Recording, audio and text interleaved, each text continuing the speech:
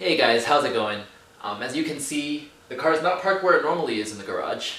And that's because my garage door motor recently broke, and I've been taking it apart trying to fix it. I had thought it was an issue with the capacitor. That seemed to be a common problem with these things. I bought the part, changed it out, and of course, knowing my luck, it still didn't work. So I'm not quite sure what to do with it now, but yeah, the Corvette's usually parked right underneath this thing, so I had to move it. Anyway, if you've seen my previous videos, you probably know that recently I took the Corvette out for the first time on a little spirited mountain drive with a group of other car enthusiasts. It was a lot of fun. There was a couple instances where everybody had to turn on their hazard lights. At one point we were approaching a sharp corner, and right around the turn there was a guy on a bike, and whoever was driving in front decided to just turn on the hazard lights, and everybody else kind of followed. I thought it was a very kind gesture out of respect for the biker and for everybody's safety, so we all knew to slow down and just be careful. And the other instance was when we were approaching the beginning of a tunnel, and everybody decided to slow down to pretty much almost a standstill before entering the tunnel, which of course was because there was a squirrel on the side of the street that nobody wanted to run over. But each time I saw the car in front of me turn on the hazard lights, I figured I'd do the same, and I reached my hand out to turn it on, and I realized I couldn't find it.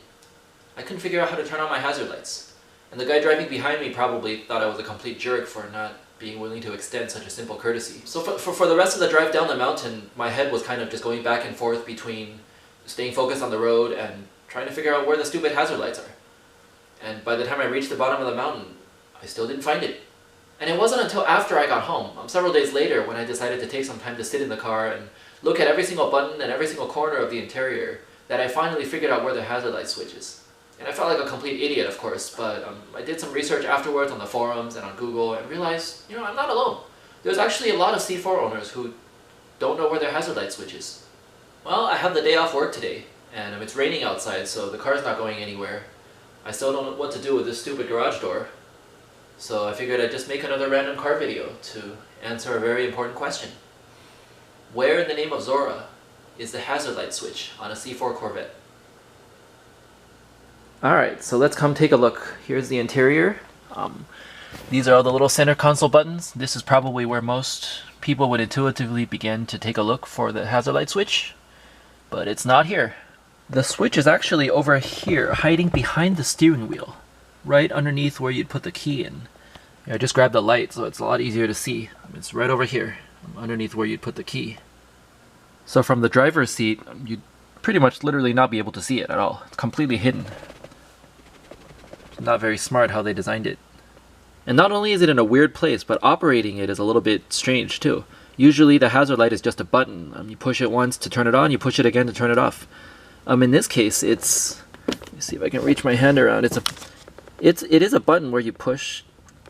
Actually, it takes a little force to push it. It's right here. Push that to turn on the hazard lights, and to turn it off, you pull this little round thing around it. Takes even more force to pull it out. I'm not sure if it's just because this car is old, if the button's kind of jammed, but looking on the forums, it seems like everybody agrees it does take quite a bit of force to pull it. I feel like if I do this too many times, this piece will probably break. So I don't know how often I want to use it unless it's necessary. But yeah, that's how it works. Push the middle part to turn it on, and then you pull the outside part to turn it off. And just in case anybody was curious, this is what it looks like from the outside. And here it is from the front.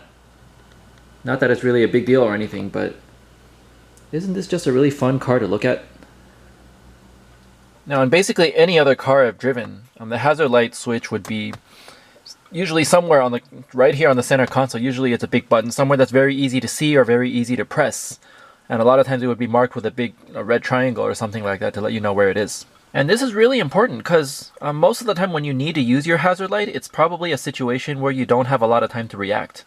If you're driving on the freeway and the traffic suddenly comes to a standstill and everybody has to slam their brakes, or if you suddenly see debris on the road and have to slow down or swerve around it, or if you blow a tire or something goes wrong with your engine and you have to pull over to the side right away, it's important to know where that hazard light switch is so you can reach it right away and not take your eyes off the road. So I'm very surprised that whoever designed the interior of this car decided to put the hazard light switch not only at a place that's hard to see and hard to find, but also in a way that's very hard to operate. I just can't help but wonder what was going through their minds when they came up with this. Oh, this is a proper sports car. Real men don't use hazard lights. What the heck? I mean, I can adjust my sports suspension settings and my seats with a touch of a button without even having to take my eyes off the road. And the hazard lights are this hard to operate? Come on. Now, if you've built a great car and you want more people to buy it, wouldn't it be good to help the existing owners stay alive so they can tell more people about it? Just a thought. Hopefully I'm going to be able to figure out a way to get this stupid garage door motor fixed so I don't have to keep lifting the door manually anymore. If you guys have any suggestions on how to fix it, feel free to leave a comment and let me know. Any help is appreciated because I really don't want to plunk down a fortune to have somebody replace the whole thing right now. But yeah, hopefully this video was informative and was able to help a fellow C4 owner not feel as much of an idiot as I did. So with that said, I'm going to turn off the hazard light switch now.